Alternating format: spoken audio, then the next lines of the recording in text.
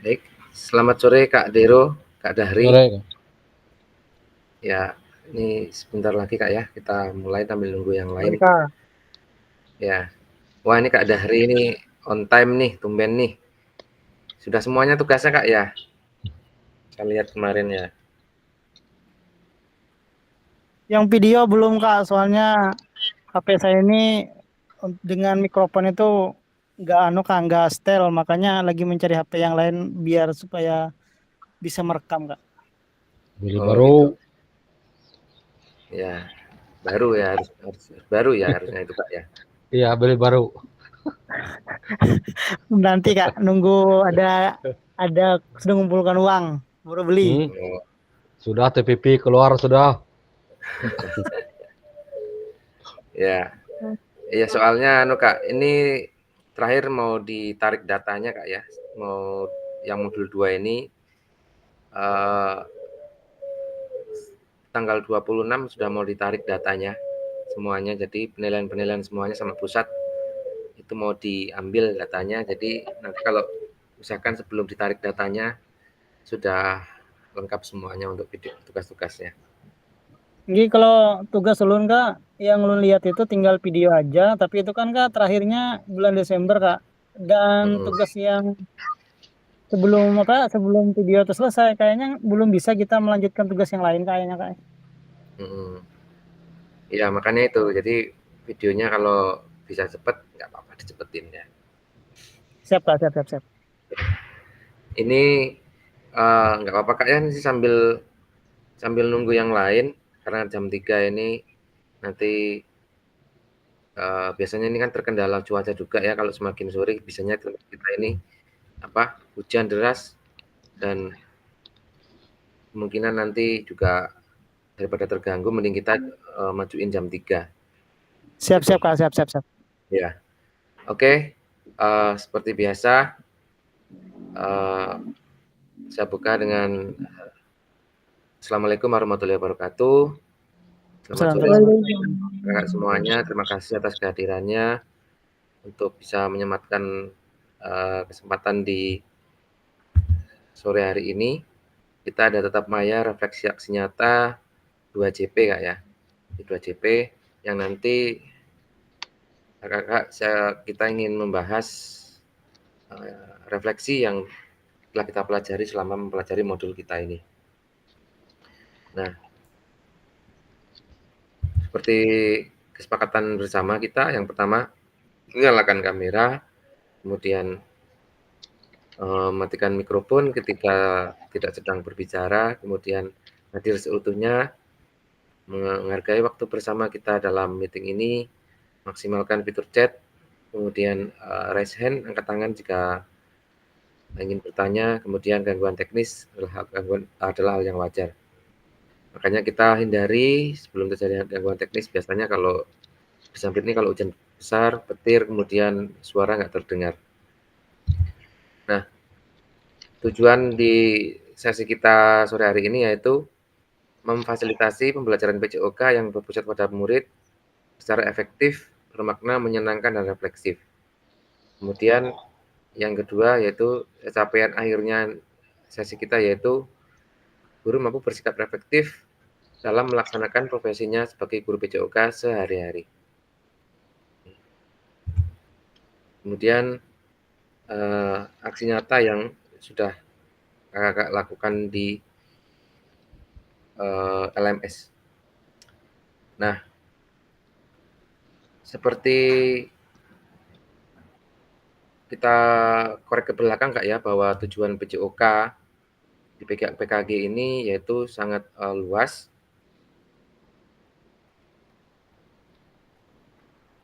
Bahwa kita sepakat bahwa para pakar-pakar kita yang pembuat kebijakan ini, PKG ini, menyepakati bahwa PJOK yaitu bagian yang tidak terpisahkan ya dari pendidikan secara keseluruhan.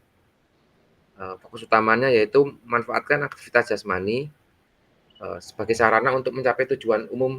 Ya, ini ada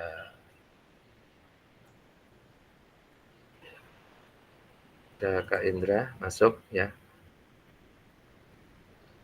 Baik, saya ulangi, yaitu fokus utamanya yaitu dalam PKG ini kita mundur ke belakang lagi ya, mengingatkan lagi ya, yaitu memanfaatkan aktivitas jasmani sebagai sarana untuk mencapai tujuan umum pendidikan.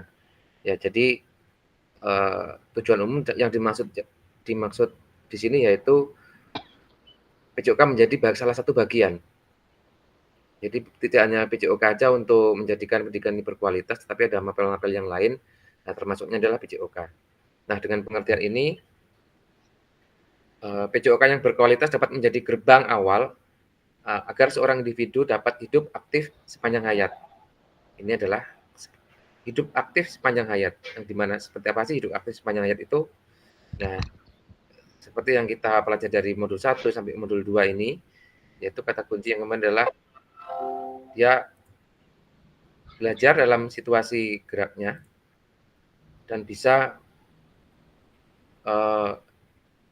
manfaatkan geraknya itu dalam kehidupannya sehari-hari. Ini yang dimaksud dengan aktif sepanjang hayat.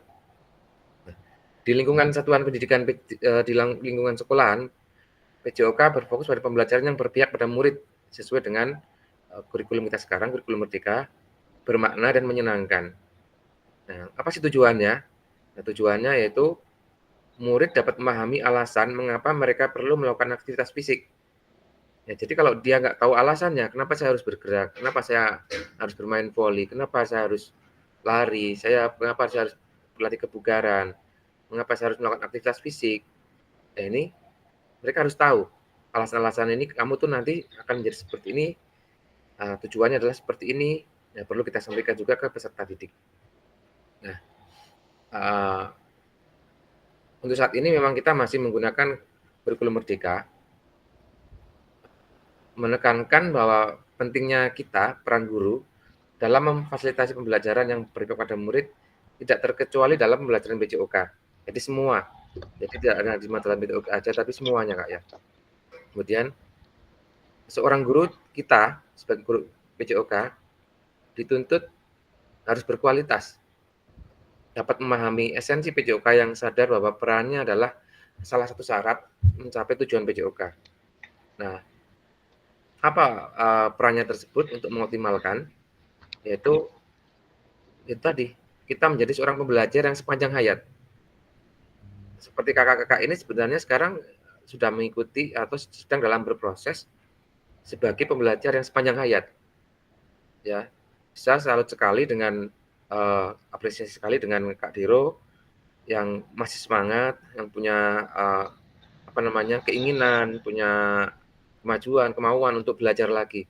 Jadi banyak Kak kemarin yang kelas kita ini kan seharusnya ada 15 ya. Dari beberapa orang nih yang mengundurkan diri, ada yang bahkan masih muda, dia nggak mau ikut. Kemudian ada juga yang sudah tua, mungkin kurang lebih seangkatan Kak Diro juga, tapi lebih tua mungkin ya. Mereka sudah menyerah duluan Kak. Jadi takut bayangannya di depan akan seperti apa, nggak bisa ini, nggak bisa itulah. Nah ini malah nggak bikin maju nantinya. Nah saya sangat apresiasi sekali dengan kakak-kakak sekalian yang ini masih bisa meluangkan waktunya, ingin belajar, ingin bisa berkolaborasi di sini, kita di sini. Nah ini oleh karena itu program PPG ini menjadi wajah dari kita sebagai guru PJOK untuk dapat secara efektif mencapai tujuan PJOK tadi. Jadi sebagai pembelajar sepanjang hayat agar pembelajarannya itu berkualitas. Nah,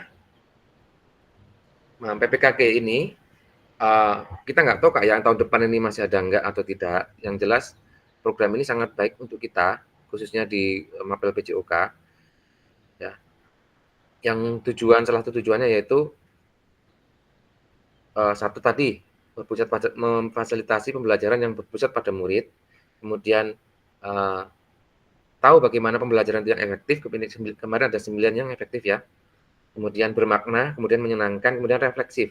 Refleksif itu setiap akhir kita melakukan pembelajaran, kita renungkan apa sih yang telah terjadi pada kita, apa yang harus kita lakukan, kemudian ada sisi timbal balik antara siswa dan peserta didik, nah itu kita jadi tahu. Nah, dengan program-program ini, kakak-kakak tadi kemarin yang semula mungkin kurang paham dengan teknologi yang dengan caranya menggunakan Google Meet, dengan cara membuka LMS, dengan cara masuk mengerjakan tugas di MLS, sekarang jadi sedikit tahu, oh ini untuk pembelajaran yang model sekarang ini yang seperti ini. Jadi paling enggak melalui pembelajaran yang bersifat blended learning ini, tetap muka, tetap maya, kita menjadi lebih mengena ilmunya yang didapat. Selanjutnya, ini merupakan salah satu program juga dari Kementerian Pendidikan dan Kementerian Pemuda dan Olahraga melalui Direktorat Guru dan Pendidikan, yaitu kita mempunyai desain besar olahraga nasional, Kak. Kalau mungkin Kakak pernah mendengar DBON, desain besar olahraga nasional, mungkin sudah nggak asing lagi ya di dunia pendidikan atau di dunia olahraga. Bahwa kita di tahun 2045 kita sudah semuanya tuntas dalam artian sudah berkembang menuju ke Indonesia emas. Di sini dari aspek olahraganya, bergeraknya, pola hidupnya, gaya hidupnya, ini anak-anak sudah mulai berkembang di sini.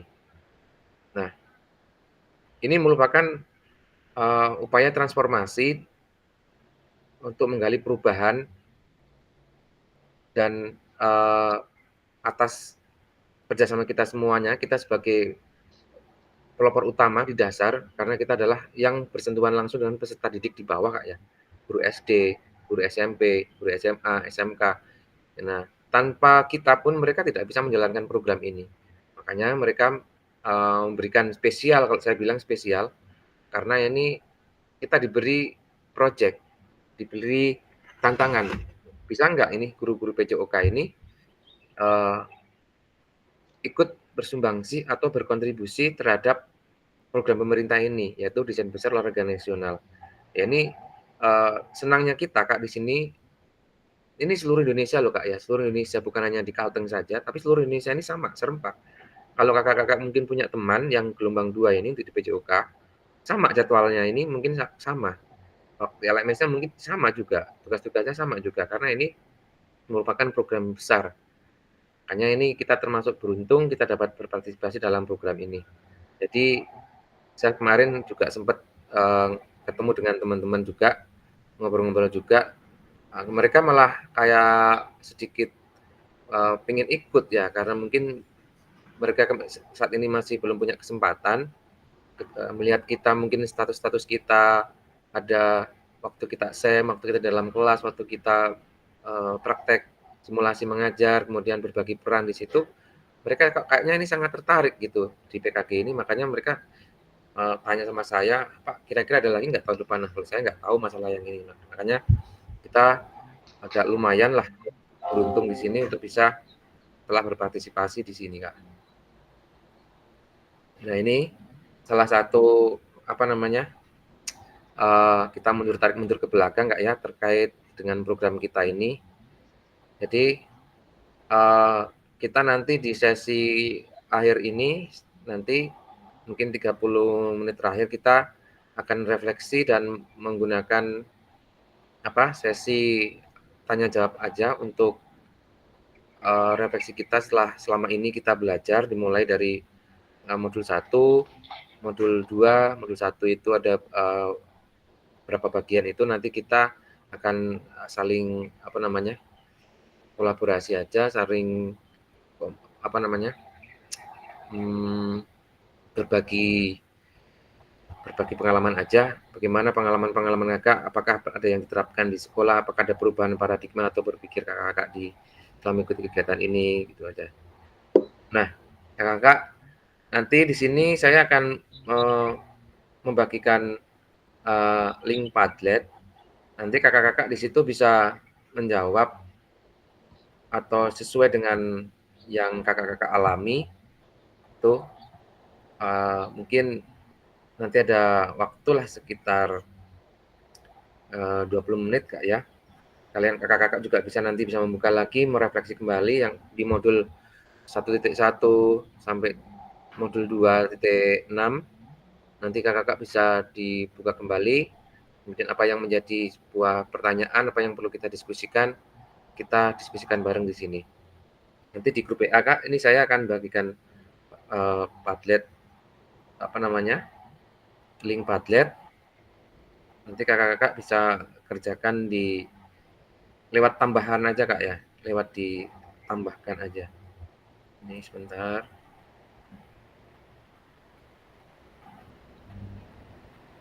Padletnya di sini.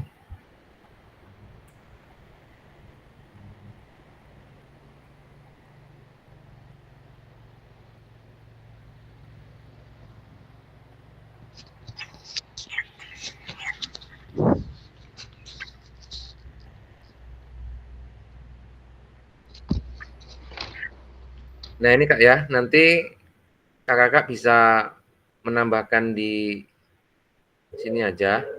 Ini ada plus ini ya, tambahkan komentar. Ya ini. Nanti kakak langsung isi komentar di situ. Misalkan Kak Sandra di sini tulis aja langsung di sini.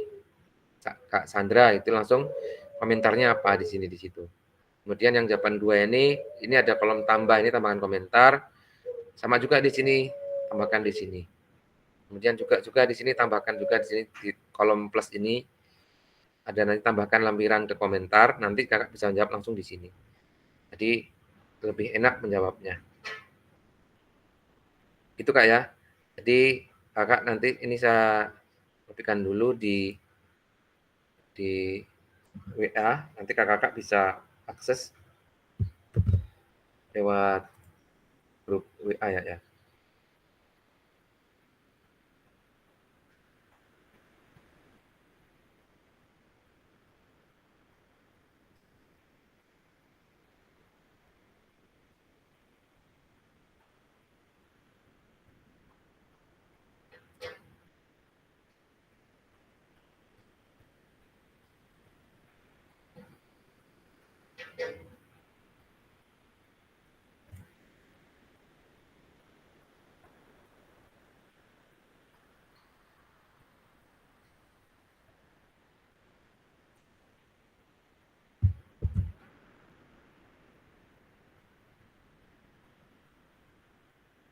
Itu kak sudah ada di grup WA, mungkin kakak nanti bisa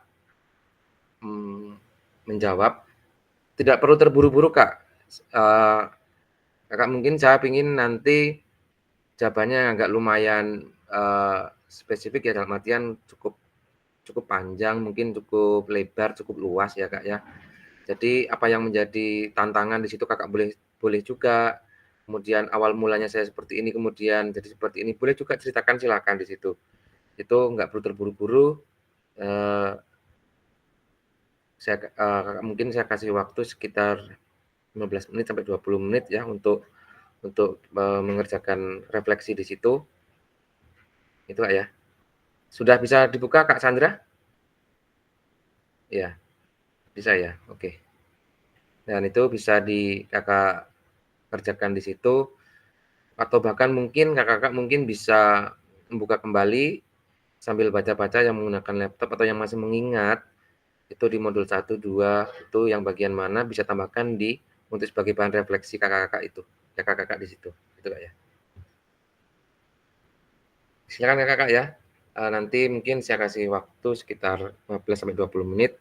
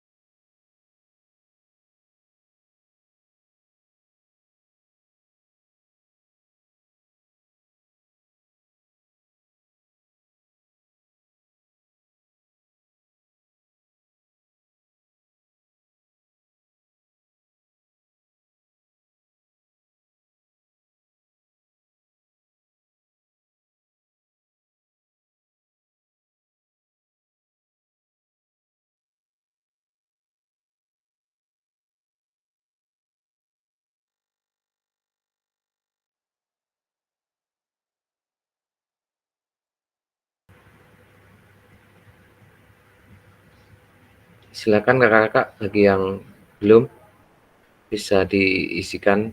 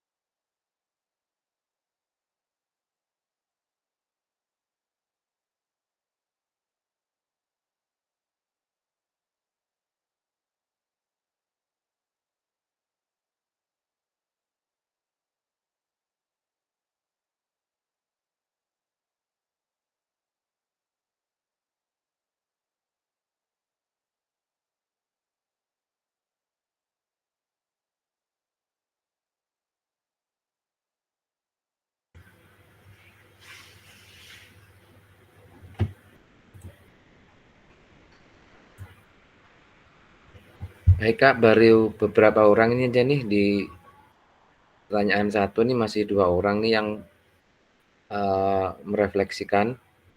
Kemudian yang di refleksi duanya ini ada 3, baru 3 nih yang merefleksikan.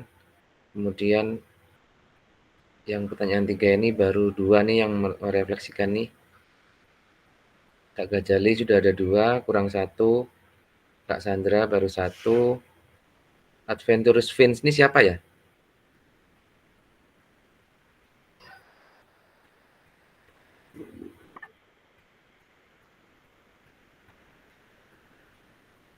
Oh, Kak Hendra. Oke.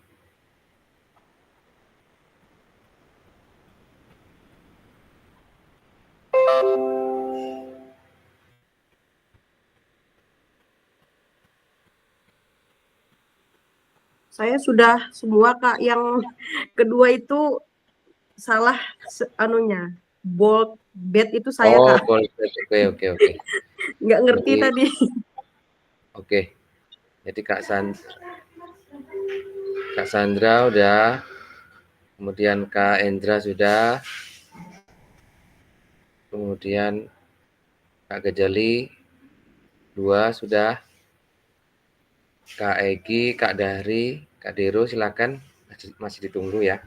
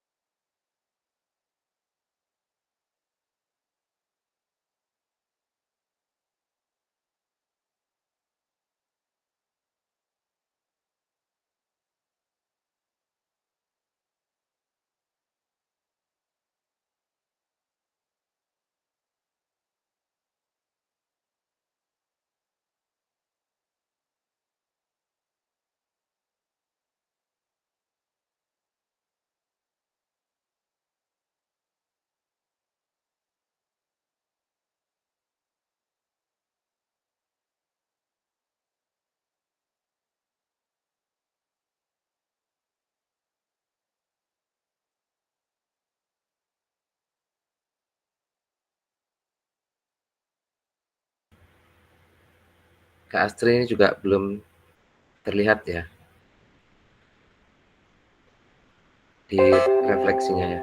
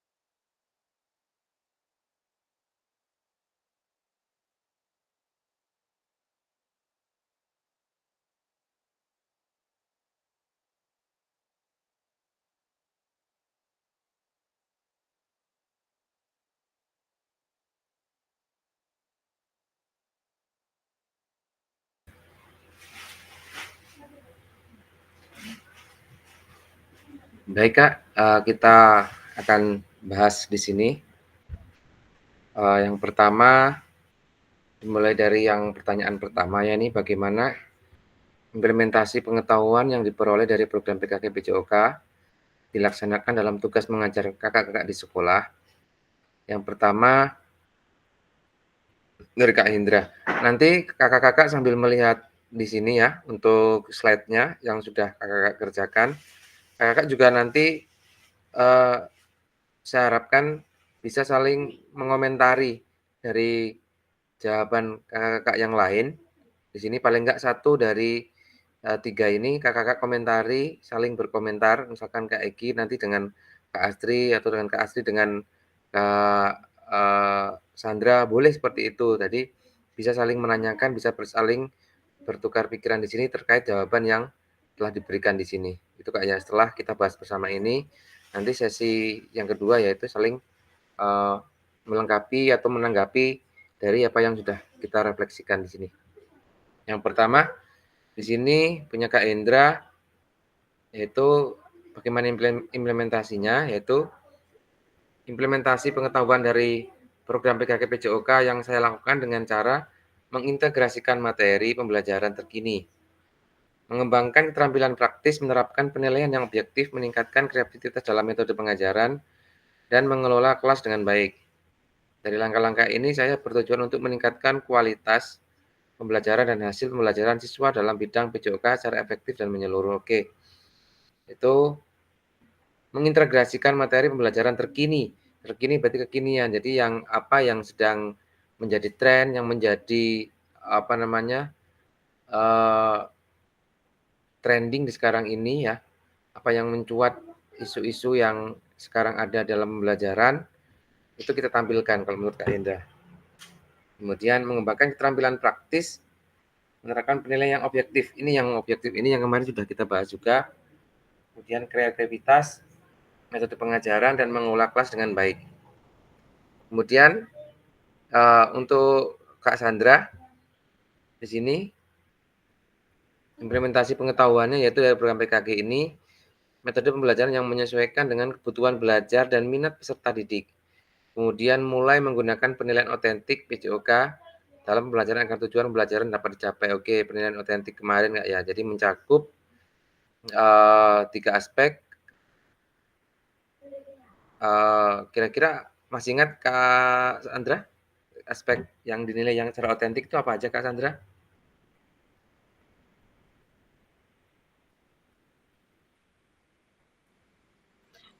Apa tadi Kak? Yang penilaian otentik itu ada 3 aspek paling tidak itu apa aja apa aja Kak cakupannya? Aduh, lupa sudah. saya ingatnya Yang cuma asesmennya aja. ya asesmen otentik itu. Nah, kan ada tiga ya yang sekarang ini. Itu kan sudah di pengetahuan, ya, sikap, ya, keterampilan, ya. Berarti itu paling nggak dia mencakup asesmennya ada 3, keterampilan, pengetahuan, dan sikap. afektifnya atau sikapnya. Itu Kak ya. Jadi sekarang menyeluruh ke komprehensif menjadi satu secara otentiknya di situ. Nah, nanti kemudian untuk yang rubrik-rubriknya, kemudian nanti itu bisa Kakak sesuaikan, kemudian sudah ada di panduan pada LMS atau di modul itu sudah ada. Gitu Kak ya. Kemudian Kak Gajali, saya mengikuti PKG PJOK mulai bisa dapat meningkatkan kompetensi dan kemampuan saya sebagai pendidik. Saya ingin memberikan yang terbaik bagi peserta didik dan menjadi contoh yang baik dalam dunia pendidikan. Pengalaman ini meskipun diawali dengan rasa enggan telah membuka mata saya bahwa setiap langkah kecil menuju peningkatan diri memiliki nilai yang sangat berharga. Oke, keren sekali ini Kak Gajali untuk refleksinya. Jadi kalau saya ambil kesimpulan di sini Kak Gajali, kalau nggak salah dia mendapatkan suatu ilmu Kak ya yang bermanfaat, kemudian mendapatkan suatu pengetahuan yang bisa meningkatkan kompetensi bagi Kakak. Saya melihatnya di sini. Kemudian pengalaman, meskipun di awal-awal mungkin agak ragu ya, tapi dengan tidak patah semangat, tetap lanjut sehingga apa yang didapatkan di PKG ORI ini menjadi sesuatu yang berharga. Kalau saya tangkap seperti itu, Kak, ya. Kemudian yang kedua, di bagian apakah pengetahuan yang didapat dari program PKG PJOK mempermudah pelaksanaan tugas Kakak dalam mengajar PJOK?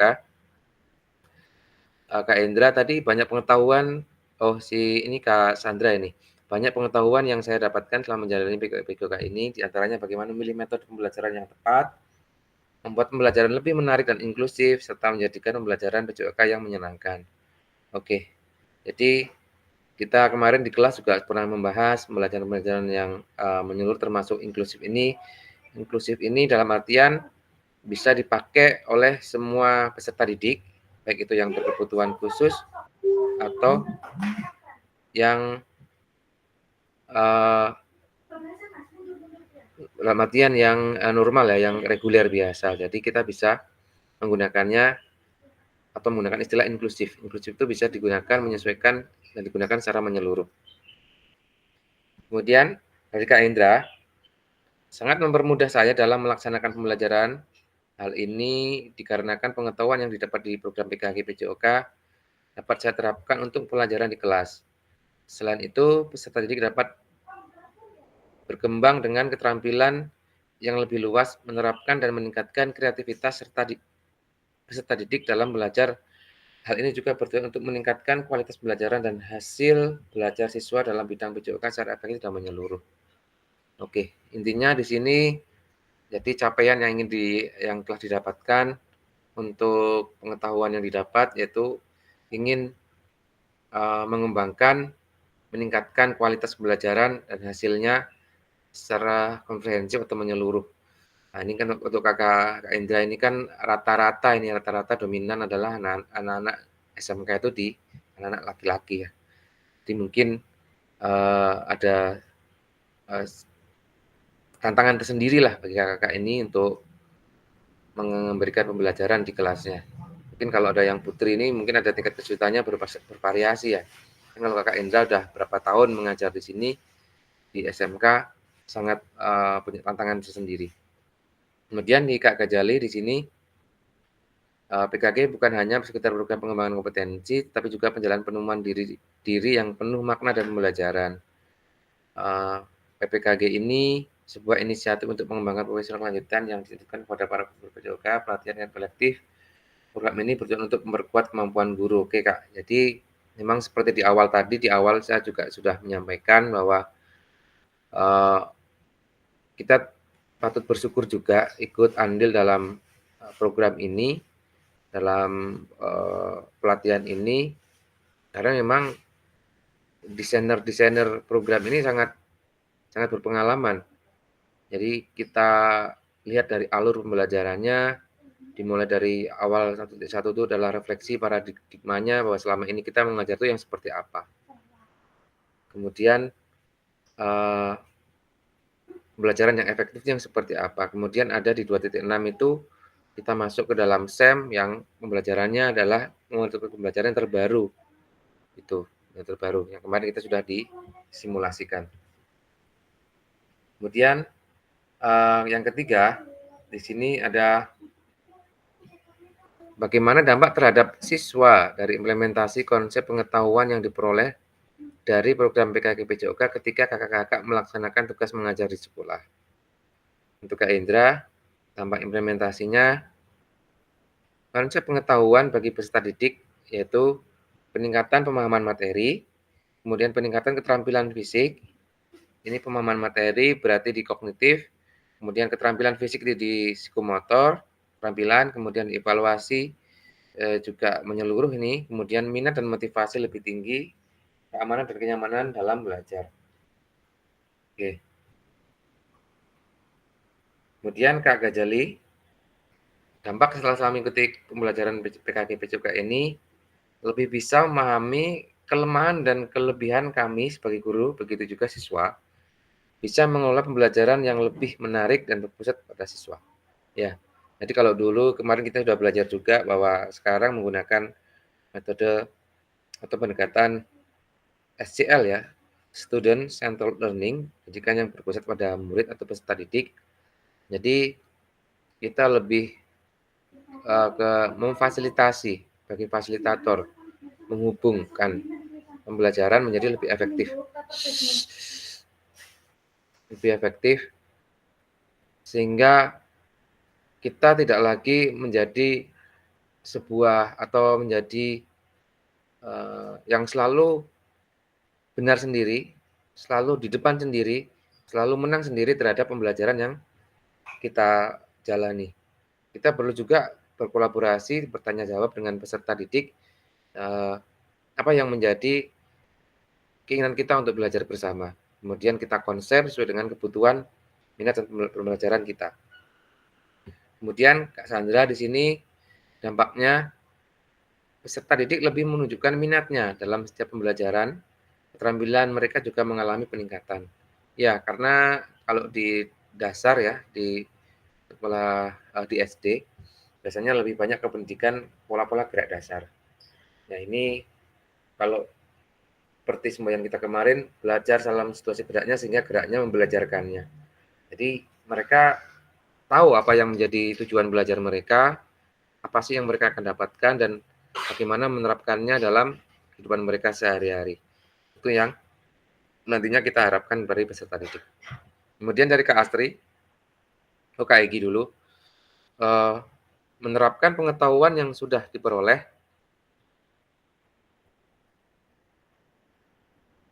dari program PKK PJOK dalam kegiatan belajar seperti merancang pembelajaran yang menarik, memperkenalkan berbagai aktivitas dan permainan, membangun kerjasama dan disiplin, dan membentuk kebiasaan hidup sehat kepada siswa. Ya, ini sempat terlupakan ya di sini ya tadi ya, memang benar Kak.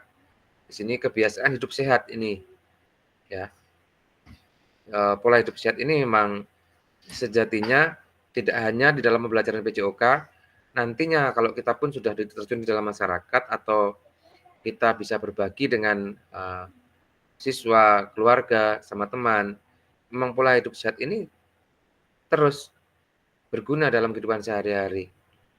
Apa yang menjadi perencanaan, misalkan mau merancang kebugaran, kemarin kita sudah ada bagaimana merumuskan, mendesain sesuai dengan fit, ya, sesuai dengan fit, kemudian berapa intensitasnya, frekuensinya, kemudian time-nya, kemudian tipenya yang seperti apa, kita sudah bisa ke situ karena alurnya ke sana adalah kebiasaan hidup sehat tadi. Baik.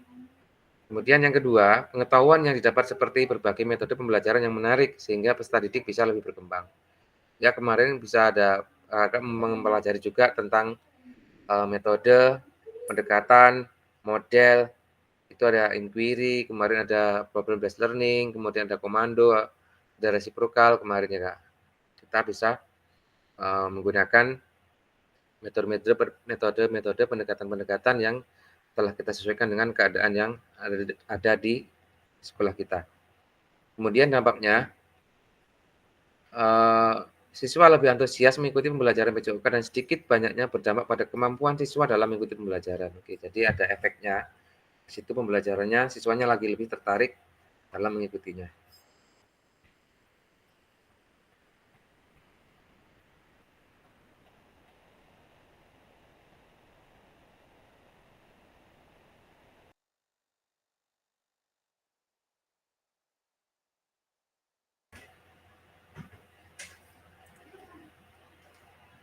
Kemudian di sini ada Kak Astri.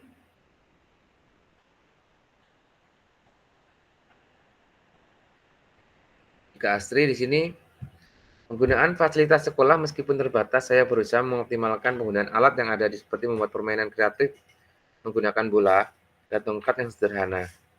Manfaatkan lingkungan sekolah meskipun saat mau praktek di lapangan tiba-tiba hujan karena kondisi alam yang tidak bisa kita tebak. Pengajaran gerak dasar seperti fokus memberikan gerakan dasar lokomotor dan lokomotor manipulatif dengan cara yang menyenangkan dan mudah dia pahami. Menggunakan logik penilaian refleksi dan umpan balik, melibatkan teknologi digital seperti penggunaan video atau gambar untuk menjelaskan teknik olahraga.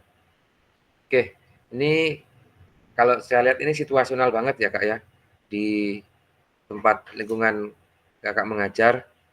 Jadi apa yang menjadi sebuah kendala, sudah menggunakan asset based thinking atau berpikir atau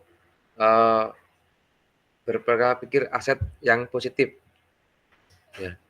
Menggunakan aset, manfaatkan aset. Ini tadi ada kata-kata yang menggunakan alat yang ada seperti membuat permainan kreatif menggunakan bola dan tongkat yang sederhana. Berarti kan menggunakan asset based thinking, menggunakan pendekatan berbasis aset, berbasis kekuatan bukan kelemahan. Ini menarik sekali. Biasanya tongkat-tongkat dibikin sama anak-anak, Kak. Kalau misalnya di saat permainan bola kasti, mereka bikin sendiri itu tongkatnya.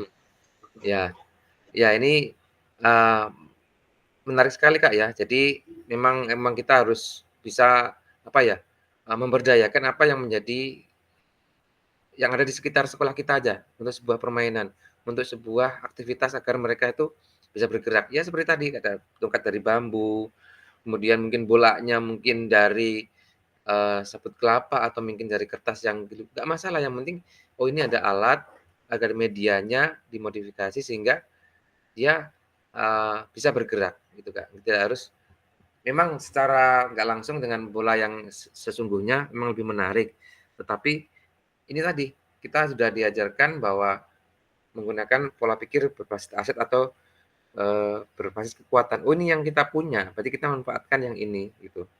Ya, oke. Kreatif sekali ini, Kak, ya. Ya, memberikan gerakan dasar lokomotor menyenangkan, mudah dipahami. Ya, kata kuncinya mudah dipahami, Kak. Kita mau belajar, wah biar keren nih, yang seperti ini, yang seperti ini. Tapi anak-anak nggak paham, percuma. Ya, jadi yang kita agar cepat dipahami peserta didik, kemudian ada dampaknya, yang jelas berdampak pada peserta didik. Kemudian yang kedua, sangat memberikan dampak positif terhadap siswa, seperti siswa lebih memahami perbedaan antara gerak dasar lokomotor dan manipulatif, setelah mengaitkan pada permainan, misal permainan kasti. Dengan pendekatan pembelajaran berbasis aktivitas dan bermain, siswa dapat menguasai gerakan dengan lebih mudah. Ya, memang kalau di dasar ini kan ada lokomotor dan manipulatif. Ini ya perbedaannya mereka lebih paham ya. Memang esensinya harus bisa memahami dulu, ini yang lokomotor, ini yang non-lokomotor, kemudian manipulatif yang seperti ini, Kak. Ya, jadi anak-anak ini lebih paham. Kemudian yang ketiga, biasanya tuh Kak kita bikin permainan yang bervariasi, jadi mereka lebih mudah memahami lah. Seperti ini loh gerakan lokomotor dalam permainan kasti. Misal kita bikin permainan yang lebih menarik, mereka lebih suka seperti itu daripada kita lebih mengajarkan langsung ke teknik, misalnya memukul, menangkap, seperti itu, Kak. Harus lebih ke permainan dulu lah kita bikinkan mereka permainan. Ya memang betul yang seperti yang diutarakan oleh Kak Astri, memang kadang-kadang juga kita sudah kita konsep, Kak, ya, kadang-kadang kita sudah kita konsep di lapangan, tiba-tiba ada yang nggak paham, kita juga ada yang seperti kadang-kadang kita harus seketika harus merubah konsep dengan sekian menit harus merubah konsep juga. Memang kadang-kadang terjadi seperti itu ya. Jadi memang kita harus juga kreatif lah ya, harus cepat tanggap. Ini apalagi anak-anak, yang lebih menarik itu kan berarti kan dia yang dalam bentuk fun game atau bentuk dengan game. Jadi lebih menarik itu. Kemudian yang ketiga, sangat membantu dalam memperlancar pelaksanaan tugas mengajar PJOK seperti perencanaan yang terstruktur, penilaian lebih akurat. Guru tidak hanya terampil dalam mengajar, tapi juga lebih percaya diri dalam menghadapi berbagai tantangan. Oke. Ya, seperti yang saya utarakan sebelumnya, terampil juga percaya diri dalam menghadapi berbagai tantangan. Ya, seperti tadi. Ini menggunakan alat yang seadanya juga tantangan buat kita juga. Ini ada tidak punya raket misalkan.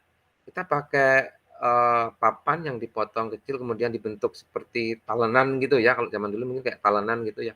Mungkin mereka bisa mengajarkan bola kecil, bulu tangkis, tetapi menggunakan kertas yang digulung. Itu mungkin kan sudah menarik juga bagi anak-anak itu. Dimotivasi seperti itu. Zaman dulu memang ada seperti itu, waktu saya kecil juga ada yang permainan-permainan seperti itu karena keterbatasan permainan.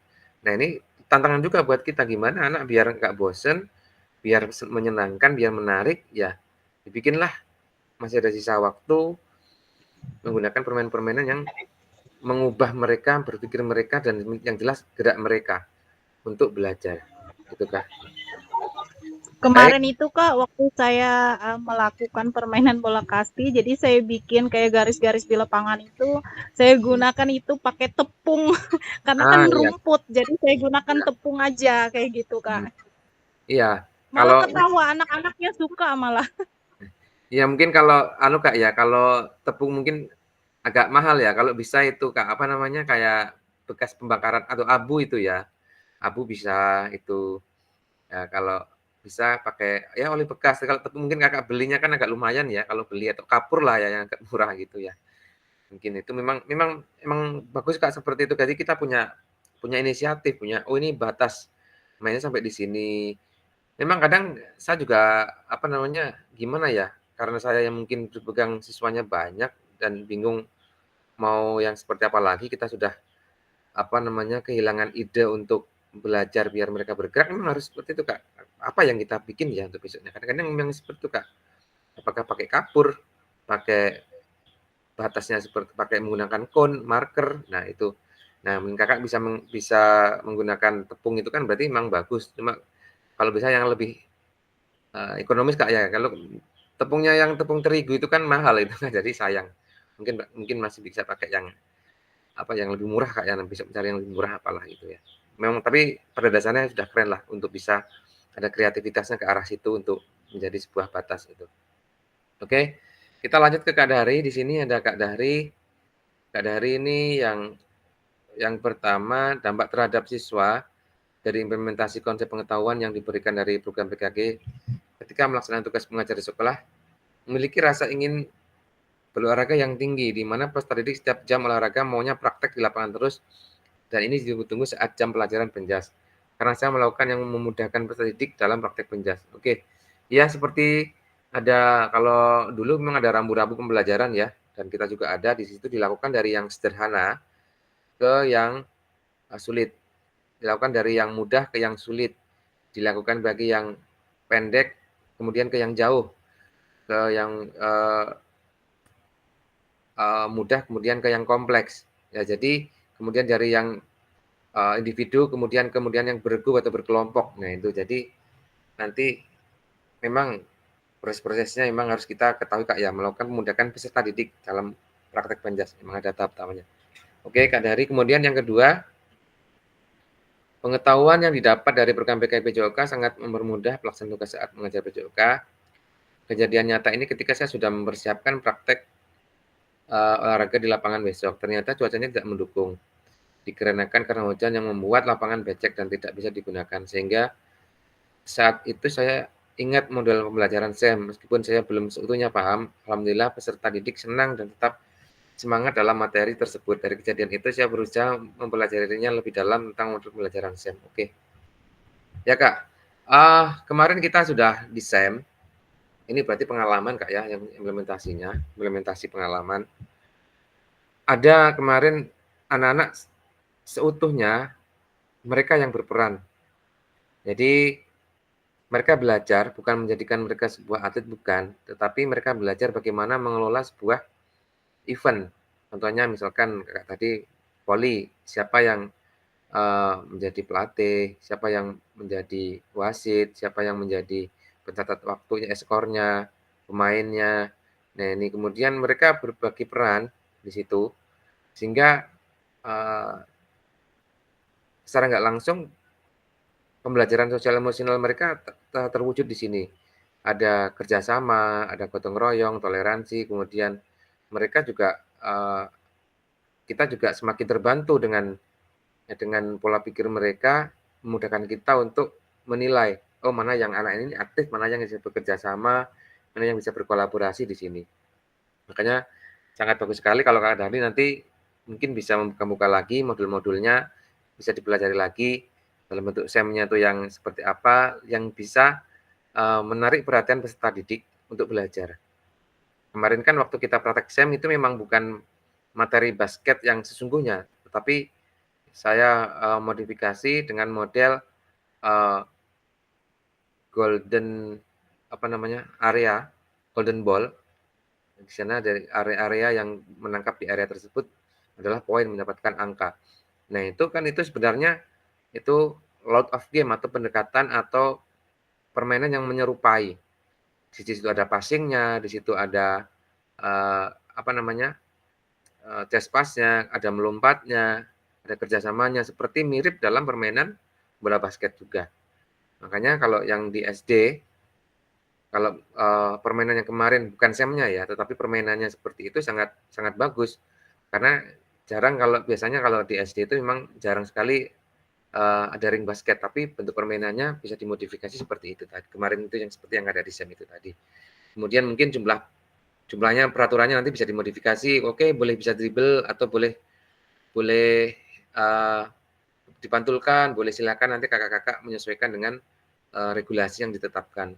Kalau kemarin kan regulasinya karena lapangannya kecil, kemudian pesertanya kita juga sudah dewasa, jadi lebih efektif tidak pakai dribble. Tapi kalau anak-anak mungkin lebih menarik pakai dribble, nanti tidak dibatasi arah gerakannya, itu mungkin bisa dimodifikasi lagi. Ya, terima kasih Kak Dahri. Untuk yang ketiga yaitu implementasi pengetahuan yang saya peroleh dari program PKG-PJOK dalam tugas mengajar di sekolah sangat membantu saya agar lebih baik lagi dalam menyampaikan materi olahraga peserta didik. Antaranya, saya memperhatikan modul ajar sebelum masuk kelas, menyesuaikan dengan materi peserta didik. Saya lebih memahami kekurangan alat olahraga sekolah. Ini manfaat saya mempelajari proyek berbasis kekuatan yang hal tersebut saya sampaikan kepada peserta didik.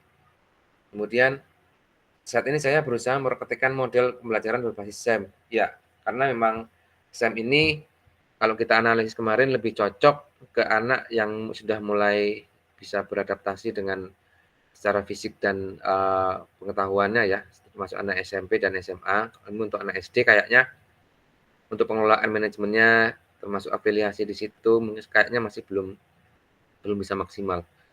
Gitu Kak ya. Nah, dari paparan kakak-kakak ini yang direfleksi ini mungkin ada tanggapan Kak atau pertanyaan atau yang perlu kita diskusikan di sini Kak. Oke. Silakan Kak Dero, silakan. Oh ya Kak Dero ini. Ya, Kak, saya ini masalah ada 3 hal yang disampaikan Kakak tadi. Oh ya. Gini, karena saya di sekolah saya itu kan belum menerapkan kurikulum Merdeka ini. Ya. Jadi saya gimana penerapan di sekolah. Nah, cuma ada 2 hal yang saya sampaikan di sekolah, yaitu SEM kemarin sekali saya coba bawa anak-anak itu dengan pemanasan yang saya dapatkan dari kakak kemarin. Nah, ada pengalaman saya begini. Saya mohon maaf bukan ini kan saya di Kecamatan Cepegahulu anggap senior di dalam PJOK olahraga ini. Saya dipanggil untuk pembuatan soal ulangan semester ini ya. Jadi saya dipanggil anggap sebagai senior, jadi saya diinikan sebagai pengawas penilaian masalah soal yang mana yang tepat. Jadi yang diterapkan namanya di perusahaan sama dengan kita yang seperti ini kan lain. Perusahaan sudah menerapkan. Jadi dari pihak sekolah kita yang lain belum tetap menggunakan ke-13. Jadi saya bingung mana yang saya ambil sebenarnya, yang saya laksanakan. Saya konsultasi sama teman-teman yang ikut di situ, yang mana yang kita ambil. Itu masalahnya kemarin. Saya baru menyelesaikan soal ujian ulangan kemarin. Itu aja yang saya ingin sampaikan. Oke, baik Kak. Gini Kak ya, menanggapi pertanyaan Kakak, memang menarik sekali. Jadi sebenarnya Kak ya, kalau pembuatan soal itu bisa digunakan secara menyeluruh, itu kan kalau misalkan ada master soalnya Kak ya, satu soal itu nanti diperbanyak satu. Sebenarnya Kak, kalau menurut aturan dan menurut kurikulum yang sekarang, itu antara sekolah Kakak dengan sekolah yang lain itu harusnya berbeda Kak. Karena apa? Kan kebutuhan peserta didik yang tahu kan kita. Kemampuan peserta didik yang tahu kita. Kalau misalkan soal kita yang di perusahaan sana menggunakan standar yang terlalu tinggi, tetapi kita kan, wah ini terlalu tinggi kayaknya untuk anak-anak saya, kan kita yang tahu. Harusnya kita bisa membuat soal, tetapi mereka juga akan memilah, oh ini kayaknya nih cocok untuk sekolah saya. Kalau emang ini terlalu tinggi buat kayaknya ini anak saya kalau menggunakan soal yang seperti ini nggak terlalu tinggi, nggak bisa menjawab kayaknya, karena memang satu, karena mungkin faktor anak, kemudian daya tangkap anak, kemudian materi, penguasaan materi, itu kita sendiri yang menyesuaikan, karena kan di kurikulum 13 juga kan itu dalam aspek yang pengetahuan ya, pengetahuan itu kan tidak harus dipaksakan dengan standarnya, dalam artian mencapai C6 itu enggak, Pak. Jadi memang sebisa mungkin itu memang disesuaikan dengan keadaan sekolah kita, itu Kak. Jadi kalau misalkan kita mau menyamakan soal, boleh-boleh saja, tapi lebih bagusnya kita mengambil yang kira-kira nih mana yang cocok sih untuk sekolah yang kita pakai. Nah, masalah yang kurikulum 13 dengan kurikulum Merdeka, mending kalau Kakak menggunakan kurikulum Merdeka, yang di situ banyak literasi dan numerasinya, dan itu banyak soalnya agak sedikit panjang, yang nantinya akan menyulitkan Kakak sendiri, ngapain menyulitkan Kakak sendiri di situ kan? Mending kita pakai kurikulum yang Kakak pakai sekarang gitu aja dulu. Jadi anak-anak benar-benar memang ini untuk benar-benar mengukur siswa saya, cocoknya yang pakai yang ini. Nah, kalau yang soal yang benar-benar pakai yang kurikulum 13 kan ada litnum. Di situ ada apa namanya? Literasi numerasinya, ada bentuk-bentuk yang memang sedikit hot ya, order thinking skill, agak lumayan untuk mengolah pola pikir siswa. Tetapi kalau memang itu nggak cocok dengan keadaan sekolah Kakak, ya harusnya disesuaikan juga Kak, itu Kak. Jadi yang menurut saya kalau Kakak masih pakai kurikulum 13, ya Kakak pakai yang itu aja, yang kira-kira cocok untuk sekolah Kakak itu aja. Itu Kak ya.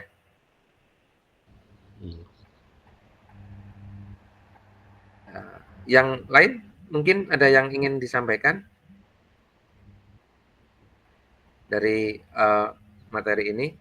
Nanti kalau tidak ada nih, saya akan lanjutkan ke yang selanjutnya di presentasi yang, nah ini sekarang kita di bagian buat.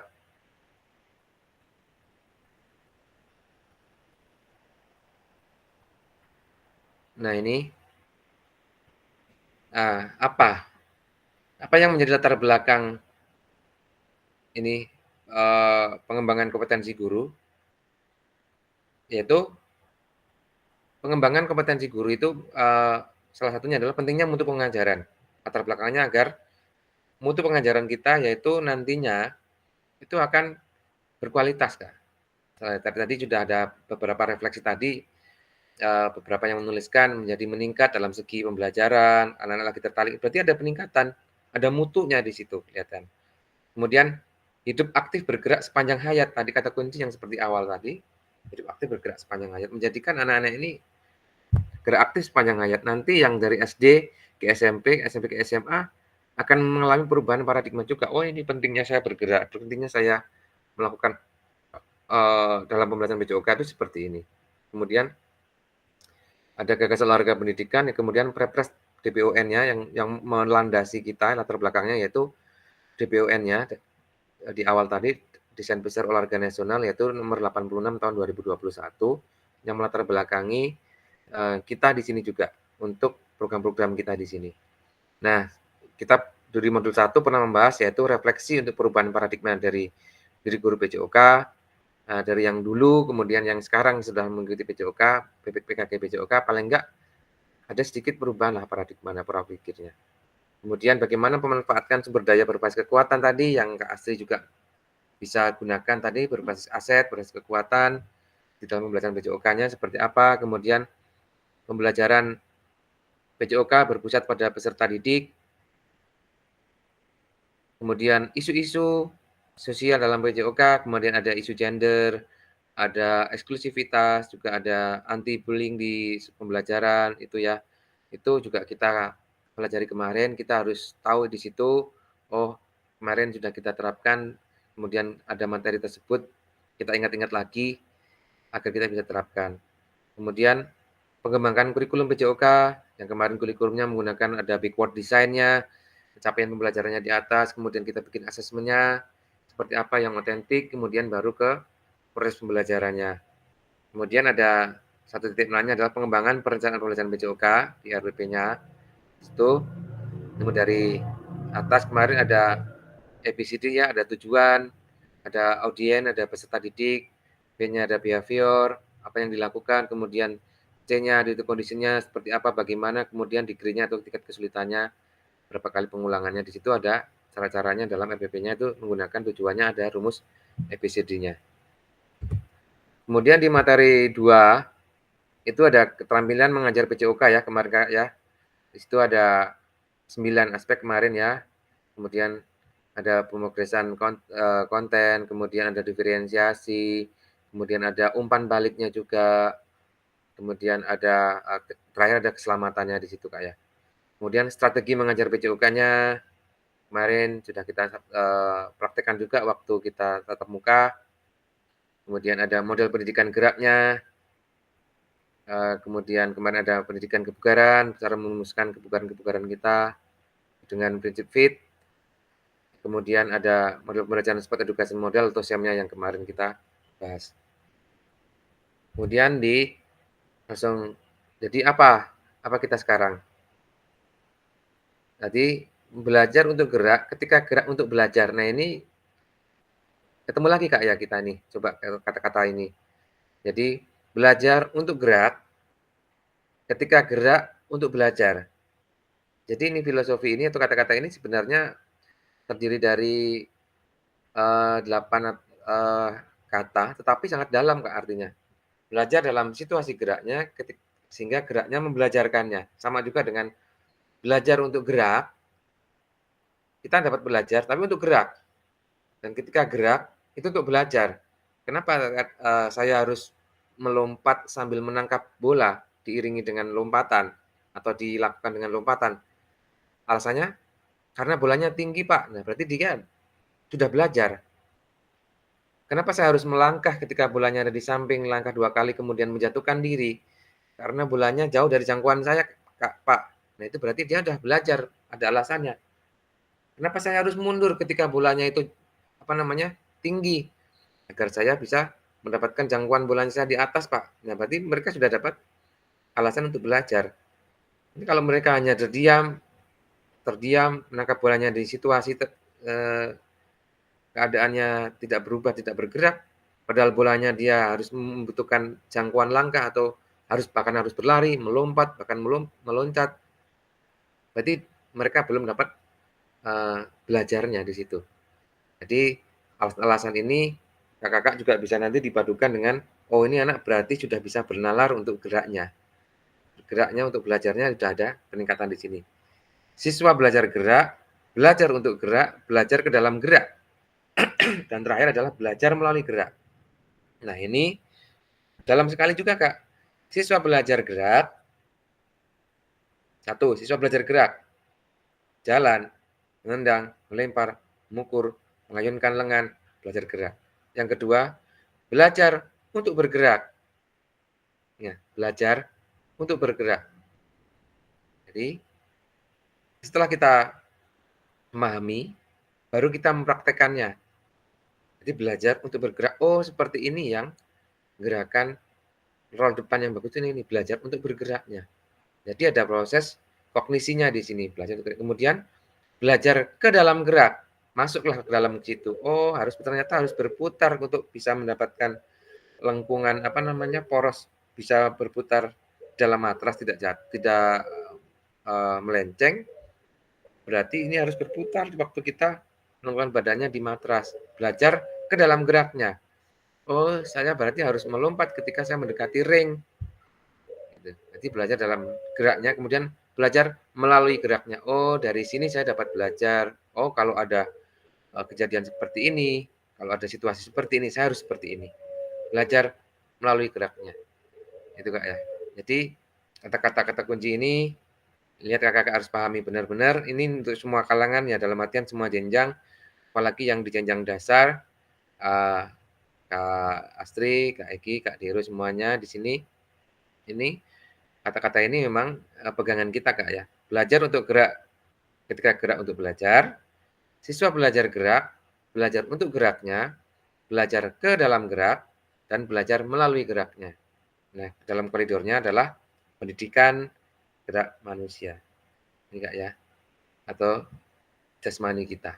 Penjas. Ini adalah penjas, bukan olahraga. Kemarin kita sudah membahas di saat ya, PJOK. Jadi terpisah dari PJOK, pendidikan jasmani, olahraga dan kesehatan. Kalau kita kan koridornya di sini. Utamakan di sini geraknya dulu untuk belajarnya mereka, dan yang cabangannya boleh, nggak masalah. Karena itu untuk menstimulus kita nanti dalam geraknya. Tetapi tidak harus menggunakan yang sesungguhnya. Basket harus dengan menggunakan berat yang 430 gram, voli menggunakan berat yang 280 gram, bola menggunakan yang 250 gram beratnya. Nggak harus di situ. Modifikasi menggunakan media-media yang lebih menyenangkan, aktif, sehingga siswa belajar gerak, belajar untuk gerak, belajar ke dalam gerak, dan belajar melalui geraknya. Ini yang sangat dalam sekali Kak untuk maknanya di sini kita sebagai guru PJOK. Kemudian, nah apa sekarang yang kita know sekarang? Itu pengajaran yang dituntut yaitu pengajaran PJOK yang berpusat pada peserta didik, ya. Kemudian efisien, efektif, menyenangkan, yaitu apa yang dilakukan yaitu pembelajaran harus efektif, harus menyenangkan, harus mengesankan, dan berkontekstual, bermakna, berkualitas, dan bertujuan. Misalkan kita yang tadi anak-anak pulang ke sekolah tadi itu gini loh, misalkan, nak tadi belajar, atau misalkan nggak usah ditanya, pas pulang ke rumah, tadi tuh saya belajar loh ya, belajar apa namanya roll depan, saya apa namanya bisa loh, habis roll depan, kemudian saya roll belakang bisa, tadi bisa, ya bercerita berarti berkesan. Caranya gimana? Seperti ini tadi, Pak Guru tadi mengajarkan saya pertamanya harus seperti ini dulu. Oh, kayak gitu dengan langkah seperti ini. Atau misal belajar lempar tangkap bola, lokomotor ya, tapi dengan rintangan. Nah, ada yang menjadi pelaku perintang di situ, mereka membungkuk, kemudian dia melompat, kemudian baru menangkap. Nah, itu tadi mereka akan bercerita, berarti dia punya kesan. Tapi kalau dia hanya tidak punya cerita apa-apa, tidak ada yang diceritakan, berarti cuma kayak gitu aja, kayak gitu aja. Berarti kan dia nggak ada kesan yang membuat dia menarik di situ. Jadi bagaimana kita bisa memberikan kesan yang menyenangkan dalam konteks pembelajarannya. Misalkan dengan pembelajaran berkelompok, mereka bisa tertawa, bisa mendapatkan gerak yang tidak dipaksakan tapi dia mau, nah itu berarti berkesan juga. Itu ya. Selanjutnya, nah cukup mungkin ini Kak di sesi sore kita di hari ini, mengingatkan kembali Kak ya untuk tugas-tugasnya, karena tanggal 27 kita apa namanya akan ditarik datanya Kak ya. Semua file-file yang atau tugas-tugas yang Kakak kerjakan akan ditarik datanya oleh LMS, panitia pusat di LMS. Jadi kalau bisa nanti kakak-kakak bisa melengkapi tugas-tugasnya yang belum, apa yang menjadi prasyarat. Karena sayang Kak kalau misalkan sudah jauh di sini nanti karena 1, 2, 3 tugas nggak terpenuhi jadinya nilainya kurang. Ya. Untuk sertifikat nanti kan akan diunduh lewat PMM Kak ya. Nanti akan muncul di situ predikatnya apakah itu sangat baik, baik atau cukup. Tapi semuanya akan mendapatkan tergantung dengan predikatnya sesuai dengan yang kakak-kakak kerjakan di LMS. Karena lumayan Kak kalau keluar di awal tahun berarti kakak bisa gunakan di SKP atau di PMM-nya tahun depan itu 132 jam loh, lumayan itu. Karena kan panjang kan dari berapa bulan kita kemarin itu lumayan. Kalau keluar di bulan ini kan nggak mungkin ya Desember. Mungkin keluarnya di bisa digunakan di tahun depan. Itu lumayan untuk pengisian SKP kakak yang ya kayaknya di tahun depan nggak ya, karena di Desember kita kan selesai. Kayaknya bisa dipakai untuk di tahun depan. Ya. Lumayan itu kan untuk bisa di SKP. Kakak-kakak kan penunjang. Yang kedua, biasanya kalau kakak-kakak mengajukan pelatihan atau mengajukan ya siapa tahu dari segi kakak mengajukan beasiswa atau mengajukan CV itu biasanya diminta Kak. Apa yang pernah kakak ikuti, program pelatihan apa yang kakak ikuti, siapa penyelenggaranya. Kalau penyelenggaranya dia dari kementerian, itu skornya tinggi Kak. Misalkan kakak mengikuti program PKG ini atau di guru penggerak. Kalau misalkan di PP atau di pengajar praktek atau di guru penggerak semuanya itu poinnya tinggi. Jadi Kakak suatu saat akan mengajukan beasiswa atau kerjasama dengan pihak yang lain, dilihat CV-CV kita akan mudah untuk diterima. Ya, jadi kalau ada kegiatan-kegiatan bisa Kakak ikuti. Ya untuk Kak Indra nggak apa-apa Kak ya, kegiatan dan mungkin tahun depan bisa ikut kegiatan yang lebih berkualitas lagi. Siapa tahu kita di Dikmen atau di SMA kayaknya banyak lagi Kak ya, nih kayaknya ada perubahan-perubahan baru lagi dari SMA, ada LMS terbaru lagi Kak ya di SMA ya. Jadi